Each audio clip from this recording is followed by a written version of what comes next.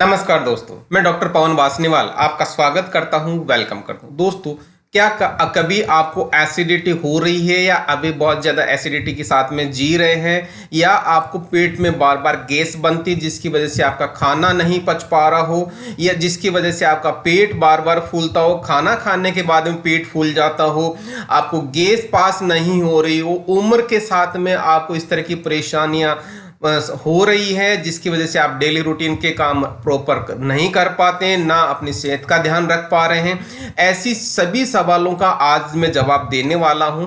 मतलब दोस्तों, आज का जो पूरा वीडियो इसी प्रॉब्लम पे एम्फेसिस है, मतलब इसी प्रॉब्लम के बारे में मैं आपका सॉल्यूशन बताने वाला हूं। तो दोस्तों, आज अपन बात करने वाले हैं पेंटो एसिड एल के बारे में। पेंटो एसिड एल क्या होता है, ये पेंटो एसिड एल के बारे में संपूर्ण जानकारी देने वाला हूं, जैसे कि ये हमारी बॉडी में कैसे काम करती है, किस किस बीमारी में इसको दिया जाता है, इसके कौन कौन से साइड इफेक्ट है, आपको कितनी डोज लेनी चाहिए, कौन सी बातों का ध्यान रखना चाहिए, इसके बारे में कौन से मन में ऐसे कंफ्यूजन है जो जनरली पेशेंट्स को परेशान करते हैं, इन सभी सवालों का मैं आपको पूरा जवाब दूंगा। तो दोस्तों, पूरा वीडियो देखिएगा। पूरा वीडियो देखेंगे तो पूरी जानकारी मिलेगी। जब पूरी जानकारी मिलेगी दोस्तों, तो आप प्रॉपर तरीके से दवा लेके बहुत जल्दी ठीक हो जाएंगे। दोस्तों, इस तरह की मैं जानकारी लगातार मैं आपके चैनल पे लगातार डालता रहता हूं, तो इस चैनल को और इस वीडियो को अपने दोस्तों को, फ्रेंड सर्किल को शेयर करें। चैनल को सब्सक्राइब नहीं कर, चैनल को सब्सक्राइब कर लें, बेल आइकन को इनेबल कर लें।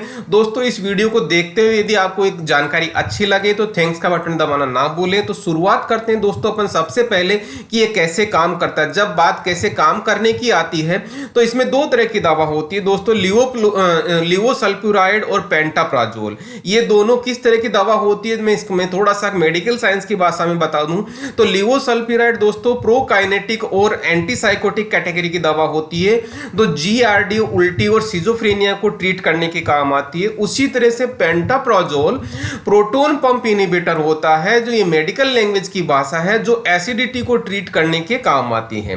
तो दोस्तों, जब इन दोनों दवाओं को एक साथ फॉर्म में दिया जाता है तो हमारी बॉडी में कौन कौन से सिम्टम्स या कौन कौन सी बीमारियों को ट्रीट करती है दोनों की दोनों दवाएं, जैसे इस दवा को दिया जाता है दोस्तों, दोनों दवाएं हमारी बॉडी के अंदर पहुंच जाती है। पेंटाप्राजोल जैसे ब्लड में पहुंचता है, प्रोटोन पंप इनहिबिटर की तरह काम करता है और वो एसिडिटी से हमें आराम दिलाता है। सिमिलरली यहाँ पे लिवोसल्फ्यूराइड जो क्या होता है, एंटीसाइकोटिक ड्रग है, जो दो तरीके से काम करती है। एंटीसाइकोटिक का मतलब डिप्रेशन और सिजोफ्रेनिया जैसी बीमारियों को ट्रीट करता है। उसी तरह से दूसरा है प्रोकाइनेटिक कैटेगरी में भी आती है, जिससे क्या होता है, इरिटेबल बाउल सिंड्रोम या हार्ट बर्न जैसी प्रॉब्लम्स को से छुटकारा दिलाता है। इस तरह से दोस्तों दोनों मिलके मतलब लिवोसल्फ्यूराइड और पेंटाप्राजोल दोनों दवा मिलके ये इस तरह से काम करती है, जिससे वो किस किस बीमारी में काम करती है मैं आगे बताता हूं। मतलब ये अब बात करने वाले हैं कि किस किस बीमारी में काम करती है। तो सबसे पहले दोस्तों पेंटोसिड एल, जिसमें आपको फ्रीक्वेंट परसिस्टेंट हार्ट बर्न, मतलब आपको लगातार पेट में जलन रहती हो, लगातार एसिडिटी रह रही हो, लगातार ये प्रॉब्लम फेस करनी पड़ रही है, तो आपको ये दोनों दवाओं के कॉम्बिनेशन में डॉक्टर जनरली प्रिस्क्राइब कर। तो दूसरी बीमारी आती है गैस्ट्रोइसोफेगल रिफ्लक्स डिजीज, जिसको जीईआरडी के नाम से बोला जाता है। दोस्तों, ये बीमारी क्या होता है शायद आपको ये पता नहीं होगा, लेकिन इसके बारे में मैं बता दूंगा तो आपको बहुत आसान होगा समझना।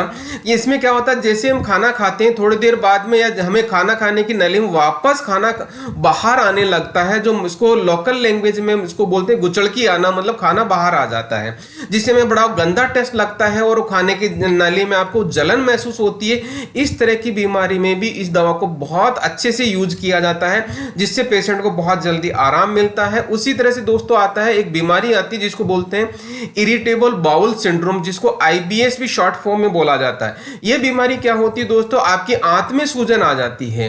आंत में सूजन आने की वजह से आपको लगातार पेट दर्द रहने लगता है। लगातार पेट दर्द रहने की वजह से पेशेंट खाना नहीं खा पाता है और हमेशा ये पेशेंट ये शिकायत करता रहता है, मेरे बार बार पेट में दर्द है, जिसमें जनरली दूसरी दवा काम नहीं करती, ये दवा बहुत अच्छा काम करती है। उसी तरह से दोस्तों एक बीमारी होती है डिस्पेप्सिया, जिसका दूसरा नाम है इंडाइजेशन। हिंदी में मैं बोलूं तो आपको खाना पचता नहीं है। ऐसी सिचुएशन में भी इस दवा को बहुत अच्छे से यूज किया जाता है, जिससे आपको बहुत जल्दी आराम मिलता है।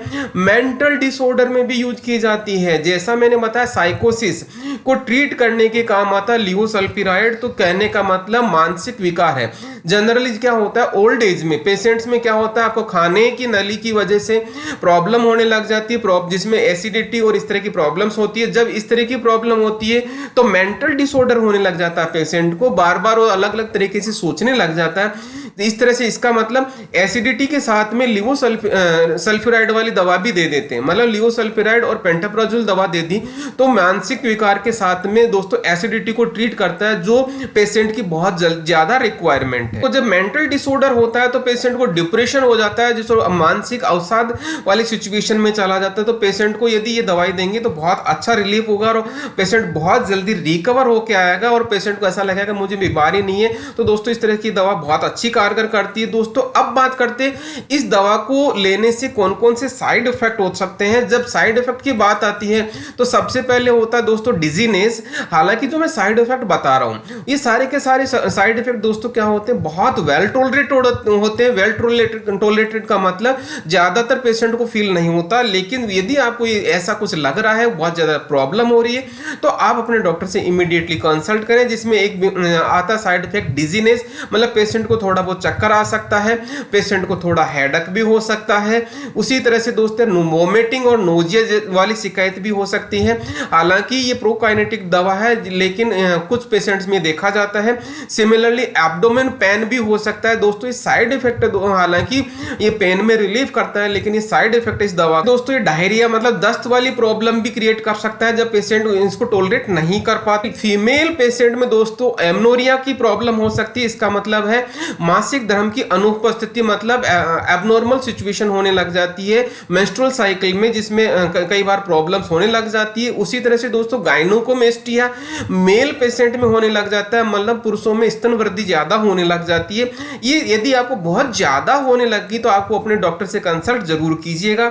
दोस्तों अब इसकी बात करते हैं इसकी कितनी डोज ली जाती है। तो जब भी बात डोज की आती, किसी भी दवा की बात करें, हालांकि पेंटोएसिड एल की बात कर रहे हैं, तो जब बात डोज की आती तो मरीज की उम्र कितनी है, उसका वजन कितना है, उसको कौन सी बीमारी है, साथ में कोई दूसरी बीमारी तो नहीं है। वैसे जनरली दोस्तों लिवोसल्फिराइड और पेंटाप्राजोल का जो कॉम्बिनेशन में जो दवा आती है वो क्या होता है, लिवोसल्फिराइड 75 mg होता है, 40 mg दोस्तों पेंटाप्राजोल होता है। ये दोनों दवा एक ही कैप्सूल में होता है, जो जनरली दिन की एक गोली ली जाती है। एडल्ट डोज होती है दोस्तों, 18 साल से कम उम्र के बच्चों को जनरली प्रिस्क्राइब नहीं की जाती है। अब बात करते हैं दोस्तों इसकी सावधानी के बारे में। जब बात सावधानी की आती है तो सबसे पहले मैं आपको जरूर बोलूंगा दोस्तों डॉक्टर की सलाह से ही दवा लें, और इसको खाना खाने के पहले जनरली इस दवा को लिया जाता है। इसकी पूरी डोज ले, इसको ना तोड़े ना फोड़े, ऐसी की ऐसी आपको दवा लेनी होती है। इसके साथ में शराब बिल्कुल भी ना पिए, प्रॉब्लम हो सकती है। गर्भवती महिलाएं और बच्चे को दूध पिलाने वाली माताएं दोस्तों डॉक्टर की सलाह के बिना बिल्कुल भी दवा ना लें। यदि दोस्तों इस दवा से आपको एलर्जी है तो इस दवा से आपको अवॉइड करना चाहिए, डॉक्टर से कोई दूसरी दवा लिखवा के आपको वो दवा लेनी चाहिए। सिमिलरली दोस्तों आपको लीवर और किडनी से रिलेटेड कोई प्रॉब्लम है तो डॉक्टर जब यदि दवा लिखते हैं तो आप डॉक्टर को जरूर बता देंगे कि मुझे लीवर की प्रॉब्लम है या किडनी की प्रॉब्लम है। जनरली दवाओं में लीवर और किडनी से सेंसिटिव पर्सन को, सेंसिटिव पेशेंट्स को बहुत कम डोज लिखी जाती है, वो कोई सेफ दवा लिखी जाती है। अब बात करते हैं दोस्तों इसकी दवा के बारे में। जो कंफ्यूजन आते हैं, कंफ्यूजन क्रिएट होते हैं, मन में पेशेंट के सवाल आते हैं, वो कौन सा हो सकता है। पहला आता है पेंटोसिड लेने का सबसे अच्छा समय कौन सा होता है। जनरली दोस्तों खाली पेट इसको लिया जाता है, तो आपको सुबह लेंगे तो इसका इफेक्ट बहुत अच्छा रहेगा दोस्तों। उसी तरह से दूसरा सवाल आता है, कंफ्यूजन आता है, पेंटोसिड लेने से चक्कर आते हैं क्या। जी हाँ दोस्तों, जैसा मैंने बताया इसके लेने से आपको चक्कर आ सकते हैं, क्योंकि इससे आपको एक साइड इफेक्ट है जिसकी वजह से पेशेंट को चक्कर आते हैं। तो क्या इस दवा को लंबे समय तक ले सकते हैं कि जी हाँ दोस्तों दोस्तों आप ले सकते हैं, लेकिन शर्त यह है कि यदि आपको डॉक्टर ने प्रेस्क्राइब किया हो तो आप ले सकते हैं। लेकिन दोस्तों इस दवा को लेने से लंबे समय तक आपको क्या प्रॉब्लम हो सकती है? जी हाँ दोस्तों, इसको लेने से ओस्टियोपोरोसिस नाम की बीमारी हो सकती है। ओस्टियोपोरोसिस क्या होता है दोस्तों, मैं आपको बता दूं, ओल्ड एज पेशेंट्स में जनरली क्या होता है, हड्डियां कमजोर हो जाती है। हड्डियां कमजोर होने की वजह से पेशेंट्स को फ्रैक्चर होने की गुंजाइश ज्यादा हो जाती है। तो ध्यान रहे, आपको डॉक्टर की सलाह से ये दवा लंबे समय तक लेनी चाहिए। दोस्तों इस दवा के बारे में जानकारी दी है वो आपको कैसे लगी, कमेंट सेक्शन में कमेंट करके जरूर बताइएगा। दोस्तों यदि आप जो भी दवा लेते हैं डॉक्टर की सलाह से लेंगे और उचित समय पर फार्मेसी से ही दवा लेंगे तो आपको प्रॉपर गाइडेंस मिलेगा। जब प्रॉपर गाइडेंस मिलेगा तो आपको पूरी तरह से दवा लेंगे, पूरी दवा किस तरह से लेनी है वो भी आपको बताया जाएगा। और जब इस तरह की दवा ली जाएगी तो आपको बहुत जल्दी ठीक हो जाएंगे। दोस्तों चैनल को अभी भी आपने सब्सक्राइब नहीं किया, चैनल को सब्सक्राइब कर लें, बेल आइकन को इनेबल कर लें, अपने दोस्तों को, फ्रेंड सर्किल को शेयर करें। यदि ये वीडियो आपको पसंद आया तो थैंक्स का बटन दबाना ना भूलें। इसी के साथ मैं आपको बहुत बहुत धन्यवाद देता हूं। Thank you once again.